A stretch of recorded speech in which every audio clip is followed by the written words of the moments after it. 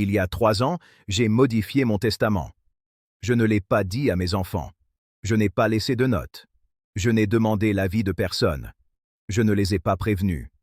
J'ai simplement fait le changement et j'ai attendu. J'ai 81 ans. J'ai travaillé pendant 45 ans. J'ai bâti quelque chose. Et pendant la dernière décennie, j'ai observé discrètement, attentivement, comment mes enfants se comportaient quand ils pensaient que l'argent était en jeu. Ce que j'ai vu m'a tout dit. Chapitre 2. Ma cadette l'a découvert.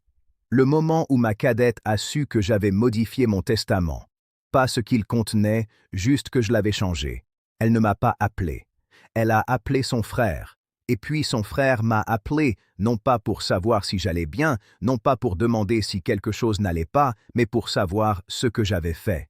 Ce qui s'est passé au cours des 6 mois suivants m'a appris plus sur ma famille que les 30 années précédentes. Chapitre 3. Je ne suis pas un homme méfiant. Je vais vous dire exactement ce que j'ai fait et ce que cela a révélé. Parce que si vous avez des enfants et que vous avez quelque chose à laisser derrière vous, vous devez entendre cela avant de prendre une décision. Je veux être honnête sur ce qui m'a conduit à cela. Je ne suis pas un homme méfiant par nature.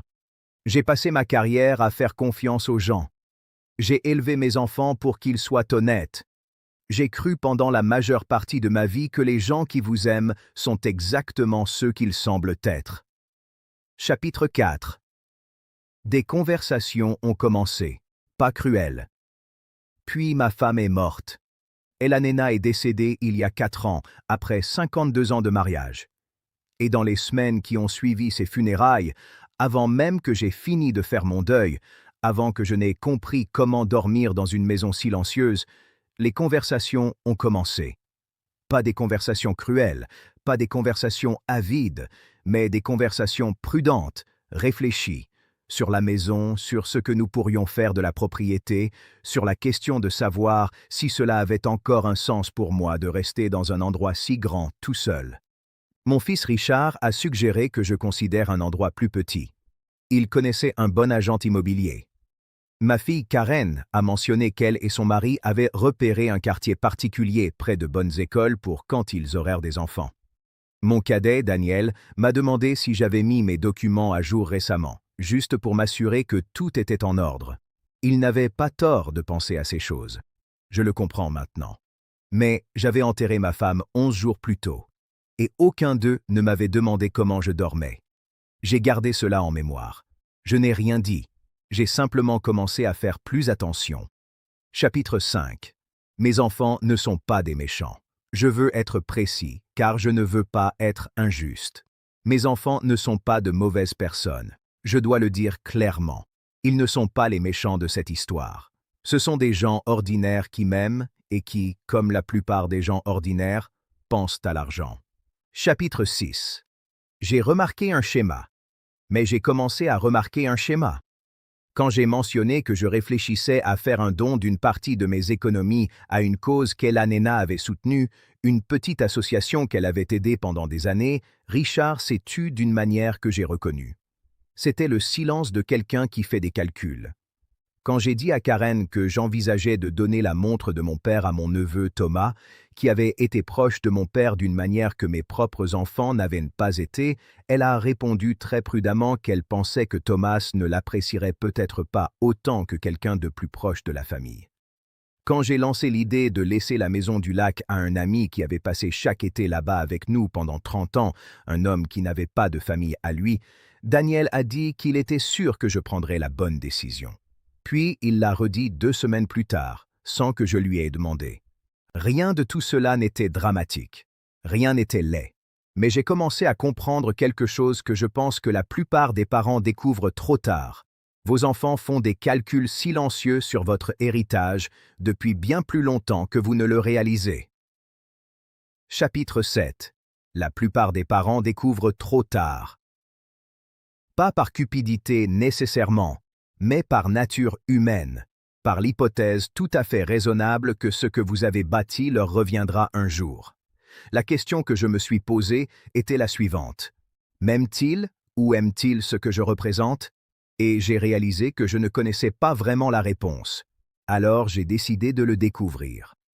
Chapitre 8. 3 choses que j'ai changées. Un mardi matin de janvier, je suis allé chez mon avocat. J'ai changé 3 choses. Premièrement, j'ai redirigé une partie importante de mon héritage vers l'association Della Nena, celle pour laquelle Richard s'était tu. Deuxièmement, j'ai laissé la maison du lac à mon ami Walter, celui que Daniel m'avait diplomatiquement découragé de favoriser. Troisièmement, j'ai ajouté une condition à tout le reste. Une condition simple. Tout enfant qui contesterait le testament pour quelque raison que ce soit ne recevrait rien. Puis je suis rentré chez moi. Je n'ai rien dit à personne. J'ai préparé le dîner. J'ai regardé les informations. Je suis allé me coucher. Chapitre 9. 3 semaines plus tard. 3 semaines plus tard, mon avocat a envoyé la lettre d'accusé de réception standard à l'adresse indiquée. Karen l'a interceptée. Je le sais parce qu'elle m'a appelé dans les 2 heures qui ont suivi l'arrivée du courrier. Elle ne l'avait pas ouverte. Elle était adressée à moi, mais elle avait vu l'expéditeur et savait ce que cela signifiait. Cet appel téléphonique a été l'une des conversations les plus éclairantes de ma vie. Elle n'a pas crié. Elle ne m'a pas accusé. Elle était chaleureuse, préoccupée, prudente. Elle a dit qu'elle voulait juste s'assurer que j'allais bien, qu'elle espérait que je n'avais pas pris de grandes décisions alors que je faisais encore mon deuil, qu'elle me posait ces questions parce qu'elle m'aimait et voulait me protéger. Chapitre 10. J'ai écouté tout cela. Puis j'ai dit « Je vais bien, Karen, je t'en suis reconnaissant de m'avoir appelé. » Et j'ai attendu. Au cours des semaines suivantes, chacun de mes 3 enfants a trouvé une raison de me rendre visite. Chaque conversation, à sa manière, est revenue au même sujet. Ma santé, ma lucidité, si j'avais été sous pression, si j'avais parlé à quelqu'un qui aurait pu m'influencer. Aucun d'eux n'a demandé des nouvelles de Walter. Aucun n'a mentionné l'association Della Nena. Ils parlaient d'eux-mêmes, de leur héritage, de ce que j'avais fait, de ce qu'ils avaient, dans un coin de leur esprit, déjà commencé à considérer comme leur. Chapitre 11. J'ai attendu. Je veux vous dire ce qui s'est passé après, car cette histoire ne se termine pas dans l'amertume. C'est important.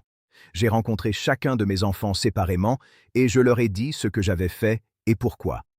Pas pour les punir, pas pour les humilier, mais pour leur montrer quelque chose sur eux-mêmes que je pensais qu'ils avaient besoin de voir. Chapitre 12. La réaction de Karen Richard est restée silencieux longtemps après que j'ai fini. Puis il a dit « Je ne me rendais pas compte que je faisais ça. » Je l'ai cru. Je pense qu'il était sincère. Karen a pleuré. Pas à cause de l'argent, mais à cause de ce que j'avais vu en elle. Elle a dit « Est-ce que c'est vraiment comme ça que je te paraissais ?» Je lui ai répondu que c'était seulement par moments. Et je lui ai dit que ces moments étaient repassés.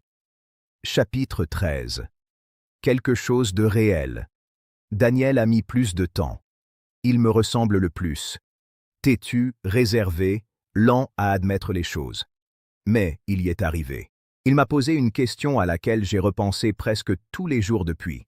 Il a dit « Est-ce qu'on t'a fait sentir que tu étais déjà parti ?» Je n'ai pas répondu tout de suite. Puis j'ai dit « Parfois, mais je comprends.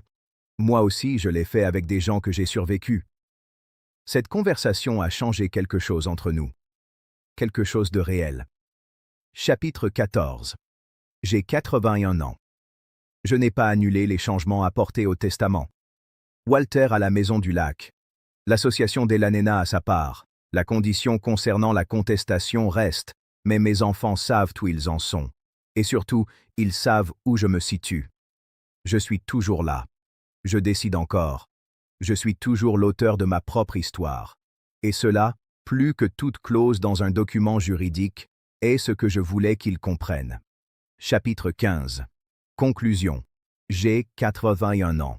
J'ai 3 enfants qui m'aiment de manière imparfaite, comme la plupart des gens aiment. J'ai un testament qui reflète ce que je valorise vraiment, et pas seulement ceux qui partagent mon sang. Et j'ai quelque chose que je n'avais pas avant de signer ces papiers ce mardi matin de janvier. De la clarté. Sur qui sont les gens dans ma vie, sur ce qui compte pour moi, sur la manière dont je veux passer le temps qu'il me reste.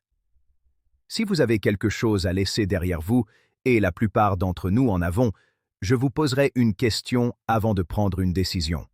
Les gens autour de vous aiment-ils? Ou aiment-ils ce que vous représentez? Vous pourriez être surpris par ce que vous découvrirez. Et vous pourriez être reconnaissant, comme je l'ai été, d'avoir découvert cela maintenant, alors qu'il est encore temps d'agir. À la prochaine.